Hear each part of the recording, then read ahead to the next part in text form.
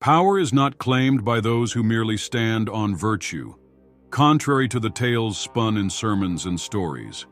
It is claimed by those prepared to bear the burden that leadership demands. The average individual does not possess this resilience. Instead, they drape their fear of responsibility in the guise of virtues, contentment, modesty, or humility. But beneath such proclamations lies a more basic reality. They choose obedience not because it is right, but because it is less demanding. Leadership calls for action, conflict, and the ability to make choices that may alienate others. It requires the fortitude to be disliked, to be solitary, to carry the expectations of others while staying true to one's own purpose. This is a weight that few can carry. Many do not seek control, but rather a release from choice, struggle, and consequence. They find peace in being led, not in leading. When a man born into freedom confronts the complexities of power, he often retreats into the arms of structure. Offered the reins of leadership, he balks. Why? Because leadership is exposure. It invites scrutiny and blame. Mistakes made under power are magnified, and accountability comes not only from above, but also from those who refuse to share the weight of authority. To lead is to risk betrayal, to act with limited information, and to choose amid uncertainty. Most would rather remain in the calm of the crowd than step into the storm. History repeats this pattern constantly. A handful ignite revolutions while the majority waits passively. When the outcome is favorable, the masses celebrate. But those who led suffer through the darkness, often condemned before being celebrated, if ever.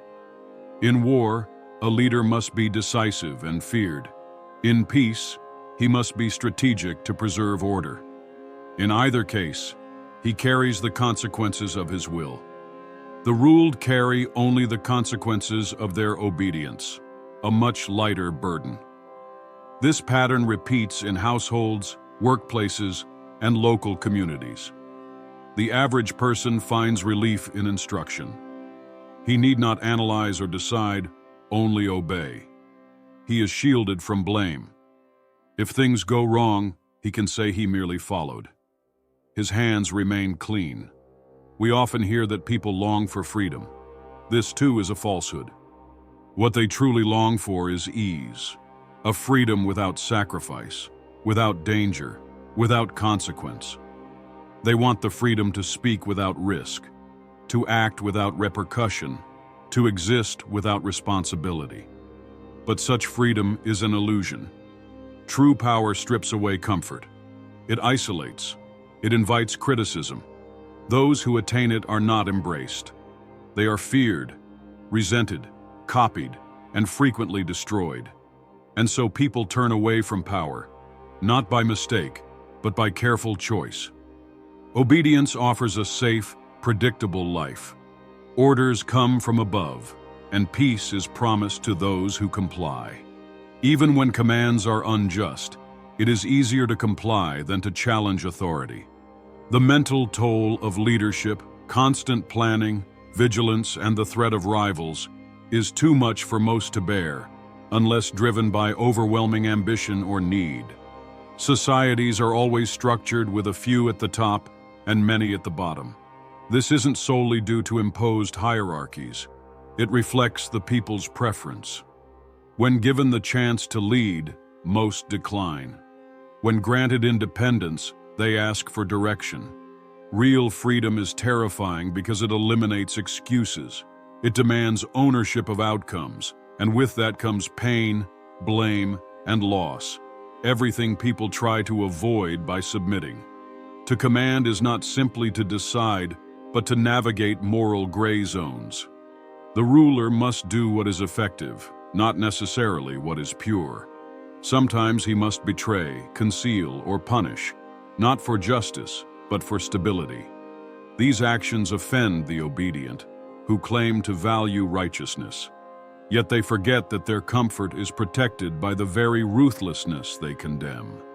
They sleep under the order built by those they scorn. The average man wants a world where someone else is responsible. He may protest or complain, but he rarely acts unless others lead the way. He wishes for fairness, but avoids the cost it demands. He desires the influence of power without the burden it brings. In truth, he does not seek power.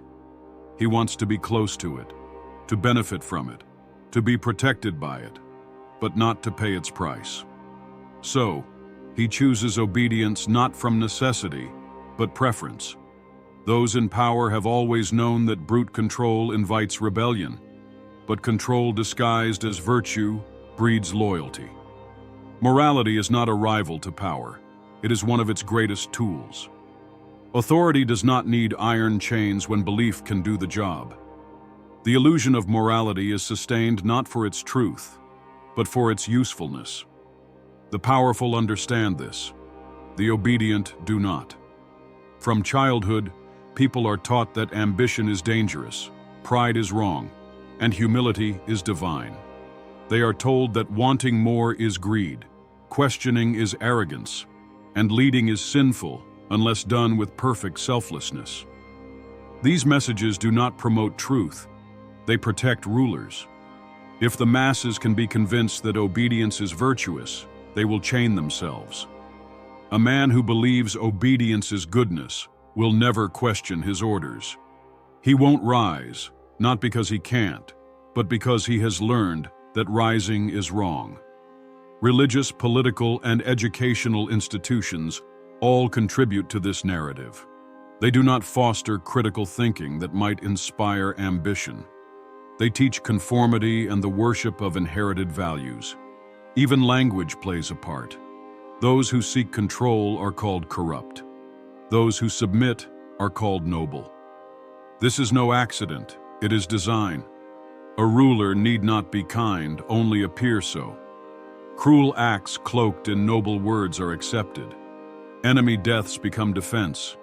Silencing critics becomes maintaining peace.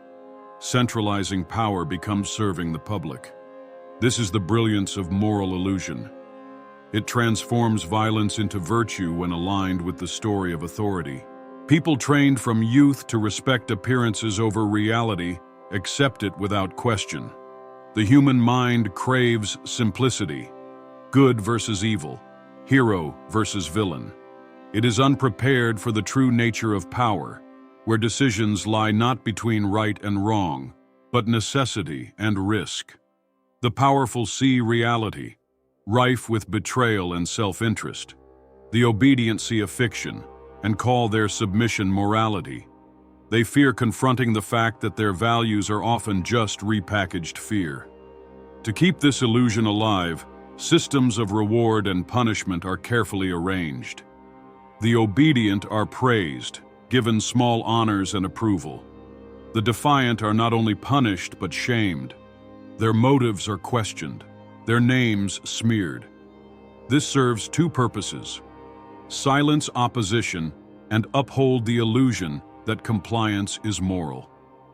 Look at how society treats ambition.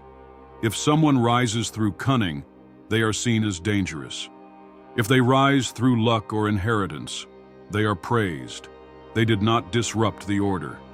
It's not what they do, but how they gained power that matters. Those who reach for it expose the lie that power is reserved for the chosen. The myth must be preserved. Power is given, not taken. Morality's true role in politics is to cement hierarchy. When people believe their suffering is noble, they endure it. When they believe their sacrifices are just, they make more. When they think they are part of a righteous order, they will not rebel against it. Thus, rulers stay in power, not just through control, but through the willing cooperation of the ruled. The greatest trick of power is not suppressing revolt, but convincing people there is nothing to resist. Morality becomes a prison without bars. People guard it themselves. They attack those who question it. They protect the beliefs that keep them bound. A man who believes he is free will not seek liberty. A man who believes he is righteous will not question his obedience. This is the genius of illusion.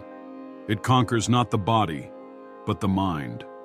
The masses dread power's price. So morality gives them a mask to wear. They call their submission virtue, their fear prudence, their passivity wisdom. They will not admit, even to themselves, that they chose weakness. Instead, they glorify it and punish those who choose otherwise. Those who reject this illusion are called villains. Yet they are the ones who see clearly. They understand that morality, when wielded by the powerful, is not a restraint, but a weapon. It binds others while the rulers act freely. The greatest fear of most is not pain or death, but standing alone. Even those who grumble privately rarely defy authority, for they fear isolation. To leave the herd means to risk not just failure, but the contempt of the group. This fear is not without reason. Throughout history, the first to rise is the first to fall. Power punishes not only resistance, but visibility. Those who step out are marked, watched, and targeted. The obedient suffer quietly, but they suffer safely. The rebel draws fire from both the rulers and the crowd. Even those who agree with him in secret stay silent. They fear his fate. Thus, the cycle continues. The masses remain silent, not from loyalty, but mutual fear. They do not act alone and do not trust each other enough to act together. Exile is a harsher penalty than poverty for many. A man cast out stands without support, safety, or recognition. This dread ensures the masses police themselves more harshly than any authority ever could. They adopt the ruler's views not from belief, but survival. Conformity becomes currency. The one who remains silent is called wise, but he is simply scared. Retribution often comes not from the state, but from family, co-workers, neighbors, those desperate to avoid being linked to dissent. They denounce the rebel to save themselves, proving their loyalty. And so the illusion holds. The cycle remains unbroken. But illusions, no matter how elaborate, eventually fracture under the weight of reality. Crises expose the hollowness of borrowed beliefs. In moments of collapse, economic, political, moral, the obedient discover that their loyalty does not shield them. They are discarded, sacrificed, or ignored. Their virtue earns no protection. Their compliance brings no reward. It is in these rare moments that some awaken. Faced with betrayal by the very systems they upheld, they begin to question the value of obedience. But this awakening is painful. It requires the admission that one has lived a lie, not out of ignorance, but by choice. Few can endure such a reckoning. Most retreat again into comforting narratives. They blame individuals, not systems. They demand better leaders, not deeper truth. The illusion repairs itself. This is why true change is rare. It demands clarity, courage, and the willingness to be hated. It requires not just opposing power, but understanding it and understanding oneself. The rebel must reject not only authority but the internalized need for it. He must endure solitude without bitterness, action without applause, loss without excuse. To reject obedience is not to embrace chaos. It is to reclaim judgment, to weigh each order against one's own values rather than inherited ones. It is not anarchy, it is sovereignty of the self. Yet this is framed as dangerous, because it is. Dangerous to systems that rely on predictability, on compliance, on the quiet comfort of submission. Obedience is not peace, it is sedation. It dulls the instinct to challenge, to grow, to lead. It is not stability, but stagnation. It offers safety at the cost of agency, and certainty at the cost of truth. Those who break free do not find comfort, but they find clarity. They do not live easily, but they live honestly. And perhaps that is the final distinction. The obedient seek a life without friction. The powerful accept that friction is the price of existence. They are not necessarily better, they are simply willing. Willing to pay the cost, to bear the weight, to be responsible not just for actions, but for outcomes. Power, then, is not merely influence. It is ownership of choice, of failure, of consequence. And obedience, in its purest form, is the refusal of that ownership. But what happens when the illusion begins to crack? When a man sees the strings behind the puppet show, he faces a choice more terrifying than ignorance: to awaken or to pretend. Awareness is a burden. It isolates him further. He now sees the price others refuse to acknowledge, but seeing does not guarantee strength. Many glimpse the truth and quickly retreat. They laugh at their own clarity, call it cynicism, and fold themselves back into the crowd. Yet some do not. They carry their awareness like a curse, moving through the world with a gaze too sharp, a silence too heavy. They do not lead revolutions. Often they vanish. A society can tolerate rebellion, but not unshakable awareness. To see the machinery of obedience and refuse both illusion and power is to be truly alone. There is no reward for waking up. No audience waits to applaud. The world does not change. But the awakened man changes. He no longer blames fate or seeks approval. He knows what most do not. The price of freedom is everything. Ultimately, what we call collective morality is often a reflection of a shared fear, that of taking responsibility for one's own destiny.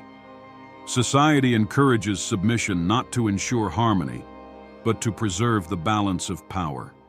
Each era shapes its own myths, and the most dangerous among them is that obedience is always a virtue, and rebellion always a vice. But the truth is more uncomfortable. Those who dare not think for themselves are accomplices of the system that oppresses them. Perhaps not everyone is born to lead, but those who consciously choose not to see, not to act, not to doubt, are not innocent. He is part of the problem.